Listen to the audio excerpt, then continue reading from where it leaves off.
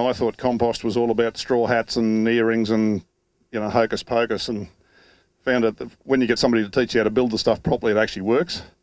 Trying to spread a mountain of stuff like that with a 3-ton bonnel spreader takes a while.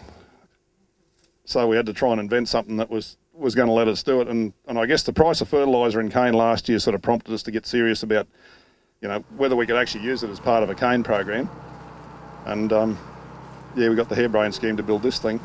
And then with a bit of reef rescue funding, we sort of got started on this. And I think the saying that Darryl was saying, he said, there's only one way out of this, we just got to keep throwing money at it till we finish it.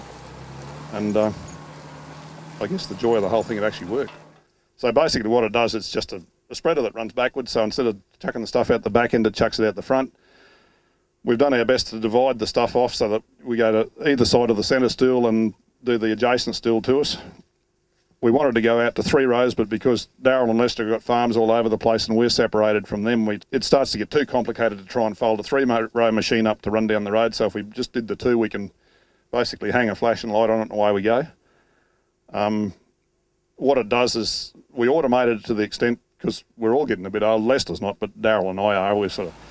We might forget, so it actually turns itself on. When you drop it into the paddock, it switches the belt on and starts doing stuff. When you pick it up at the end, the steering follows you around, because we've got steep country with short headlands, so the machine's got to follow the tractor around on the headland. So we tried to automate as much as we could. Yeah, basically it just divides the compost up and drops it down beside these disc openers. And about half an hour ago, Lester and I had to go at this, and this is the first time it's actually been in trash, but it actually worked.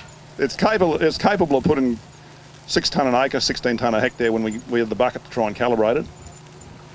Bearing in mind at that sort of rate, you need a big bucket and a short stopwatch to try and catch that much stuff coming out. But yeah, on day one, that's what we're getting out of it. So we're aiming to get up in that, you know, 12, 15, up to 20 tonne a hectare if we could.